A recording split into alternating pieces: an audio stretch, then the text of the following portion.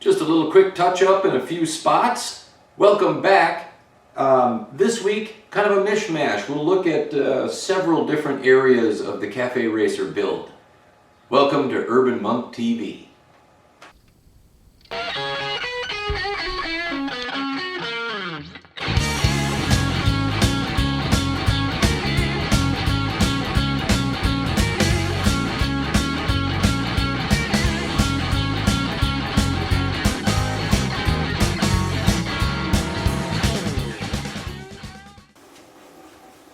So I'm continuing on with wet sanding here first this morning.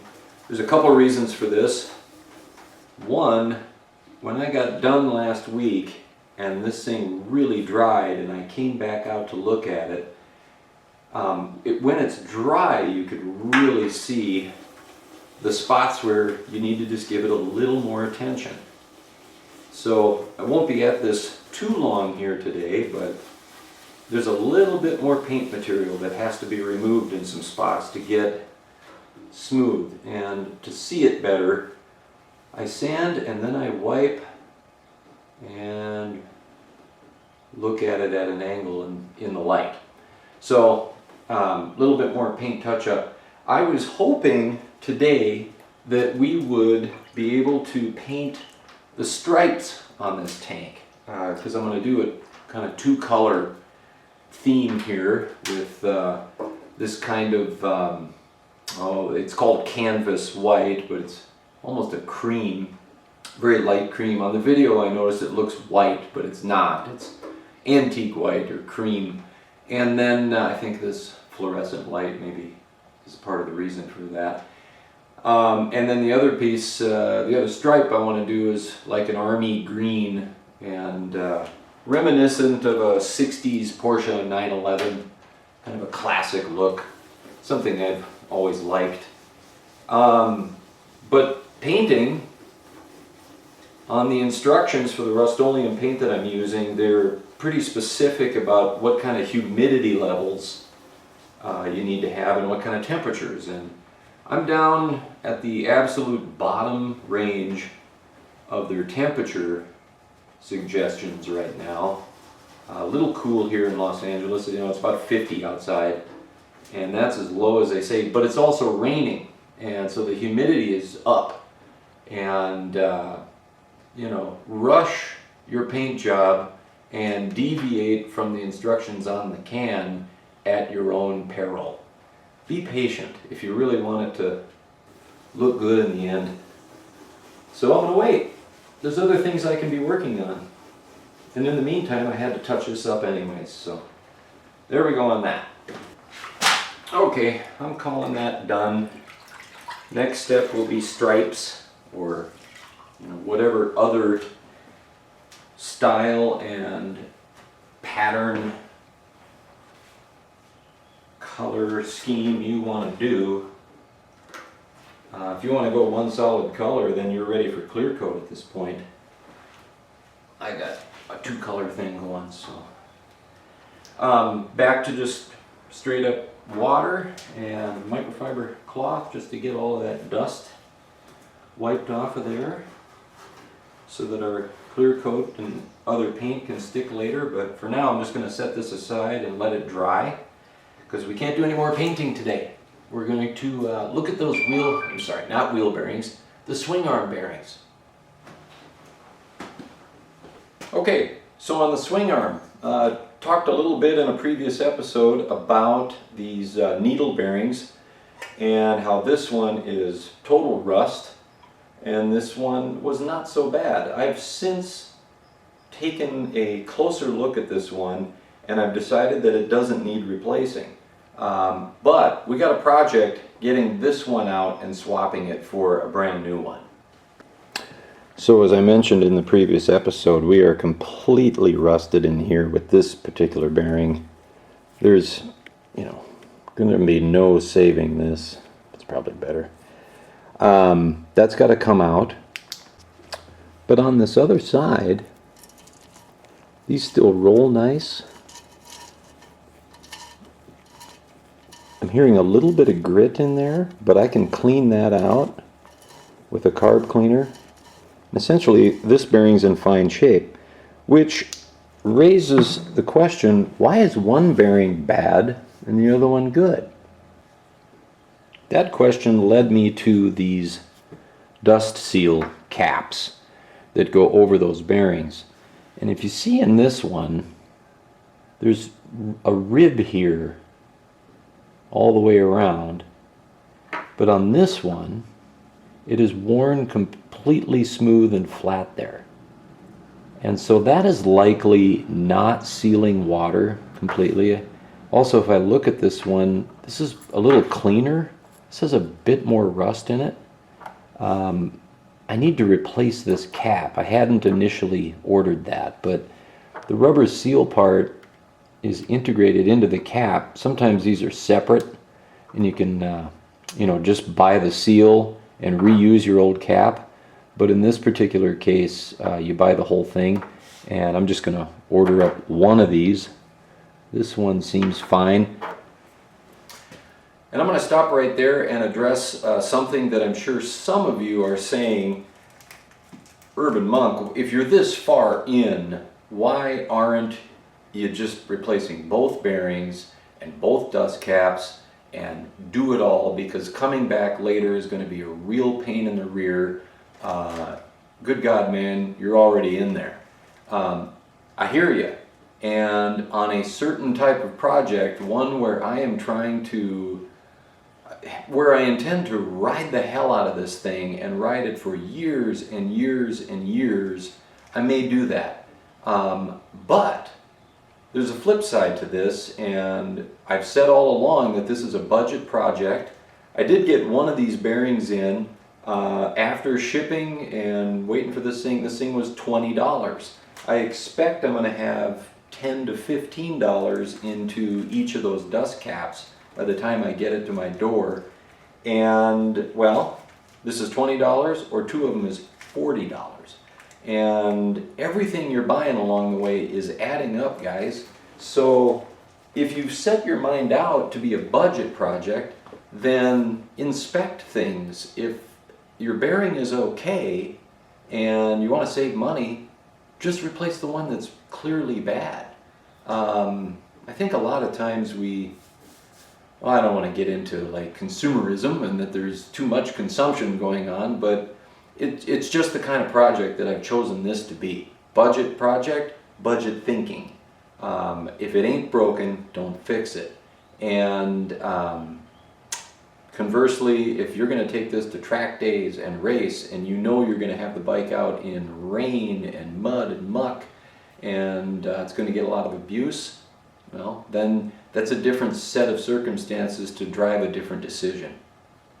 So let's take a look at the swing arm and what we're looking at to get the bearing replaced. On these older style swing arms, they're so, I love the engineering. It's just tubing, and they bent it slightly, put in this plate that's a stamped piece and welded it along here, and this is just a tube.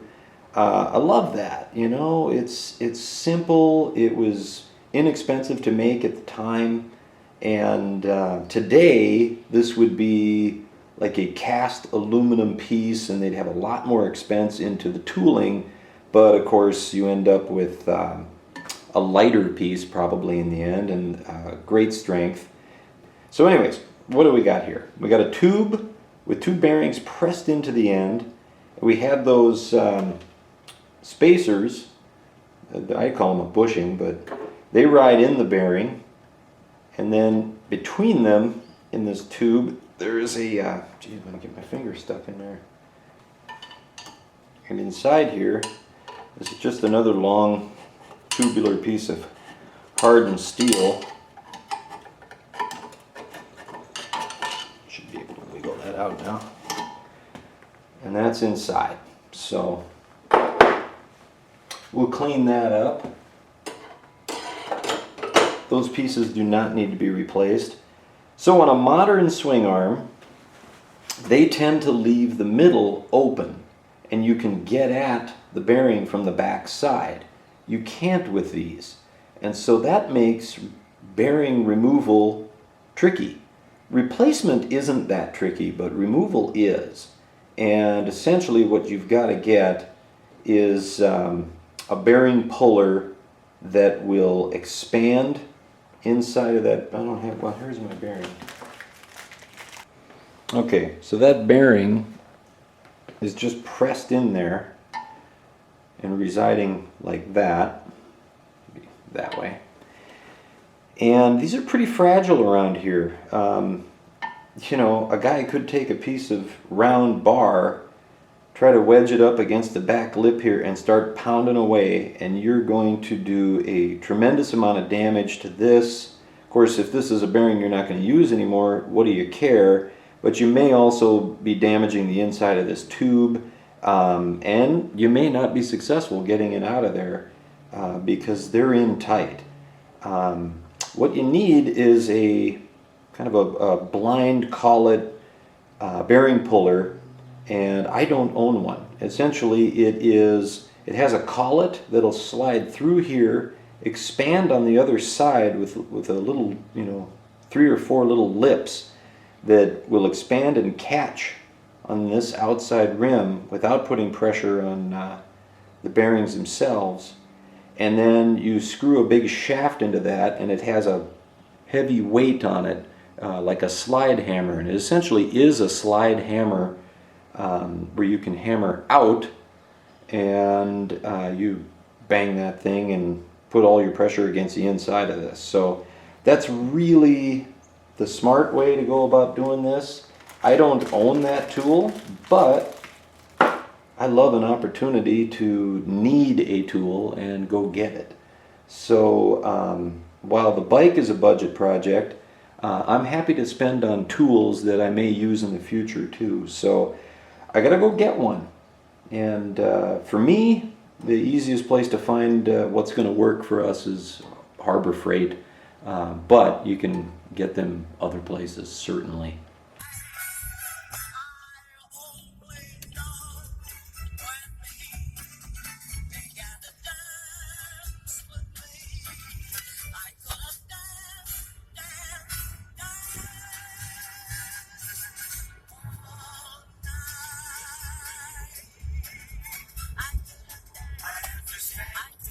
Hey, if you're going to come to Harbor Freight, bring a 20% off coupon.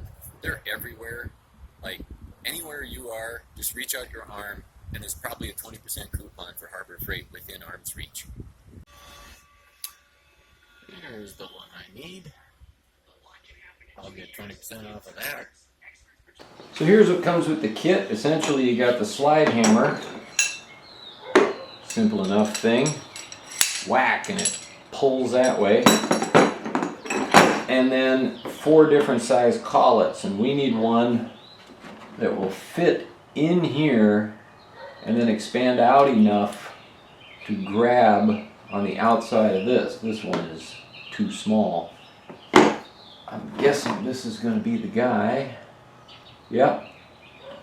And then that should expand out, because the next size up is going to be too big. But essentially, you have this conical tip that gets driven into these 4 teeth, and they expand as you crank it in. So, grabbing the outside of the collet with a large wrench, I believe it's 1 inch, but don't quote me on that. Go all the way in, and with a 3/4 inch, let's do it this way. Take by hand first.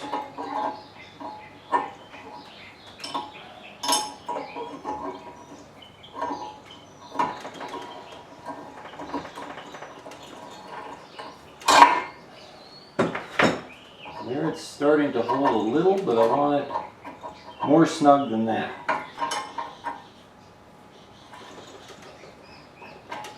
There. Now I definitely have a bite on just that bearing. So that's in there. Now I want to heat the outside of the swing arm and expand that metal a little bit and give this thing a yank. Snug that up. That's ready to hammer outward. Let's get some heat.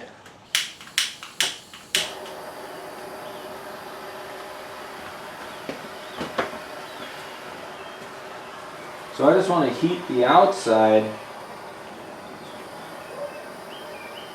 I don't want to get to the point though where I have heated the bearing also.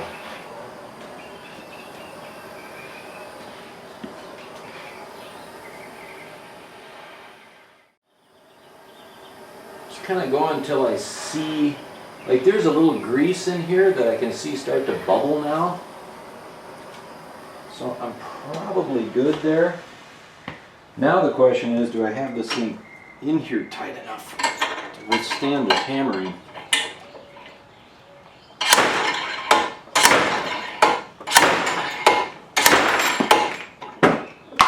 Nah.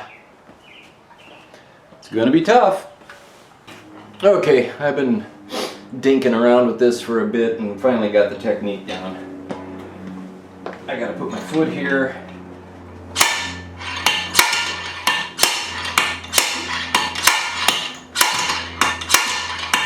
And progress is slow, but there is progress. It is also destroying the bearing.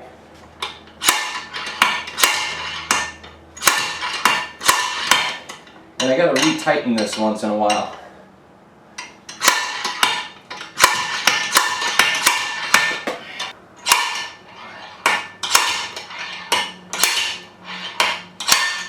There it is.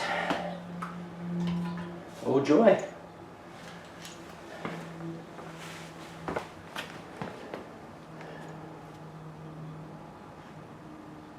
Pretty tough on the bearing, but we don't intend to put that back in, do we?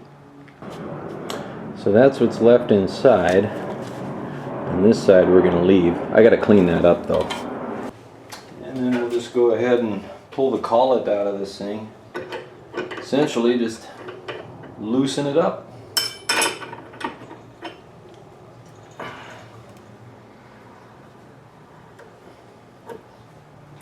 It should just spring back and it's tight and come right out of there. Yeah, it works. So there's our old bad bearing on the right and the new one on the left. You can see how the needles are pulled out of position by that bearing puller. Okay, on this bearing that I hope to save, just going to take a clean brush and some clean kerosene.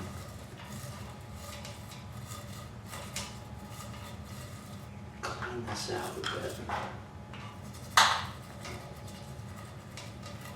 And then rotate it a little. There, I'm starting to get a nice roll now. Things are loosening up.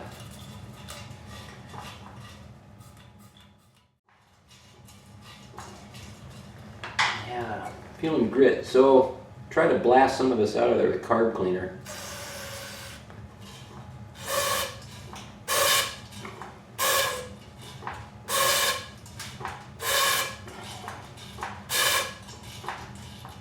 Yeah, see now I'm feeling smooth now.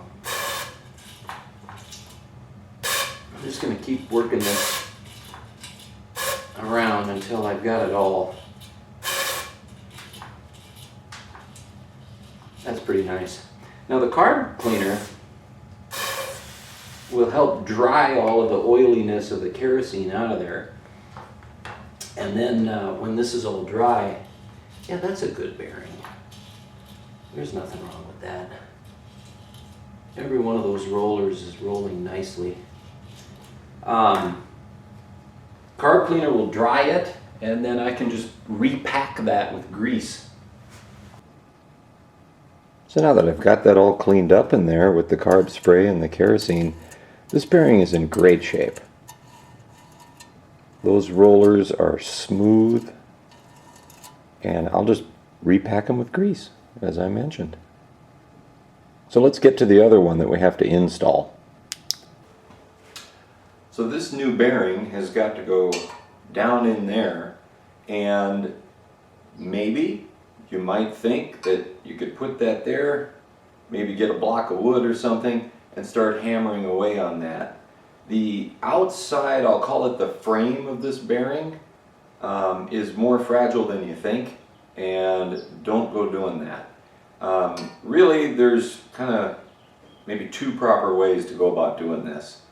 One would be to, if you have a shop press, you could do that, and I don't. It's kind of a big footprint tool, so I try not to own every tool ever conceived of by mankind, especially the ones that have a big footprint. And the other one is to just draw it in with a screw, and that's the method I'm going to take. So let's show you how I do that. So I cleaned it up in here and cleaned it up all the way through the tube going back. So I reached my toothbrush in with kerosene from both sides. And the point of that is, you know, if I've got grit and debris in the middle, there's a chance that that'll eventually work its way into the bearing. So get that cleaned all the way through, not just at the bearing surface. And then I'm just going to put some general purpose grease in here. So what I'm going to use to help press this in is, this is a bearing and race install kit, and it has these nice thick flat discs. You don't necessarily need this. You could use some very thick washers, big ones, and maybe several of them on each side. So there's options there. I happen to own this, so this is what I'm going to use. And I went to the hardware store and spent about $5 on some 1/2-inch, what's called all thread. It's round bar with threads all the way down it. And just slide that all thread, whoops, need something on this end. So we'll take one of our caps, got a nut there obviously, bam, and then we need our bearing, put it in the right direction, another one of these, and a nut. And then I just want to get things aligned here. So this is where it's a little tricky. I got to just put some resistance on this, because I want to draw it in straight, which means I want to have everything aligned straight.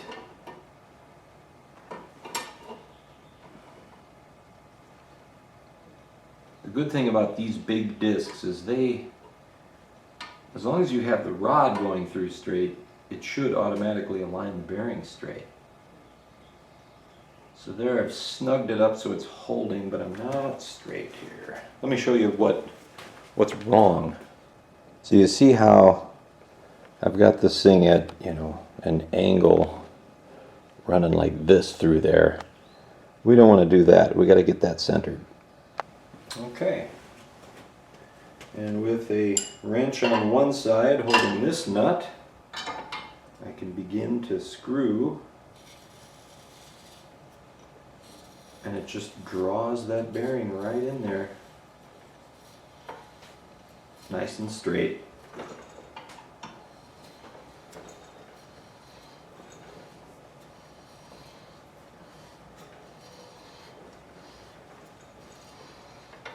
We're just going to keep going until it's flush.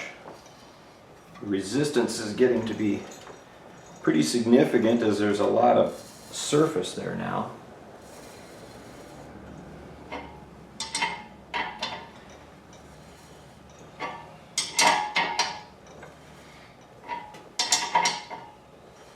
And so I'm just going to draw this in until it's perfectly flush here against the swing arm.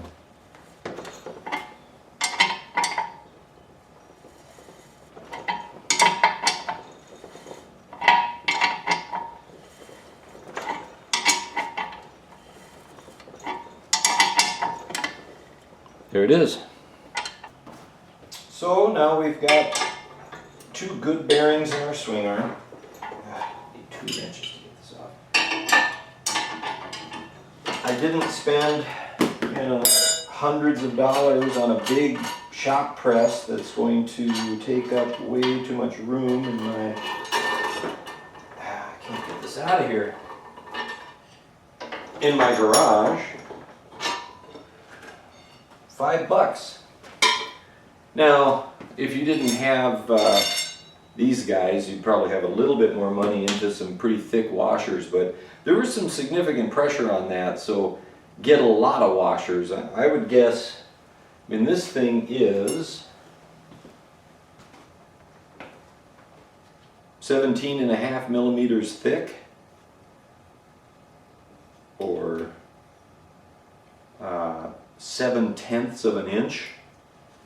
And then I guess for you guys that are not using the SAE measurements, if you are going to buy all thread, it's about 12 millimeter, something like that.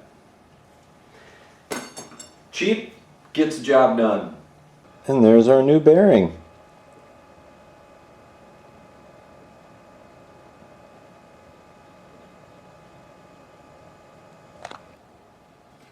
That's it. What did we do? We sanded that tank so super smooth. It's so ready for the stripes. I'm excited about that. And we got a new swing arm bearing in and cleaned up the old ones so that we've got what will be a solid, nice, rigid frame. It should ride nice. I do have to order up that dust cap that I mentioned. I'll do that. And hopefully next week, weather cooperating, we will be putting stripes onto this piece, which I still need to wet sand, but I'll do it off camera, and on the gas tank. If you guys like what I'm doing, please subscribe and click the thumbs up. Love the comments. It just, I don't know, makes it feel like I'm not just doing this alone in my garage. There's somebody actually out there watching, and I know you are. Thank you, sincerely.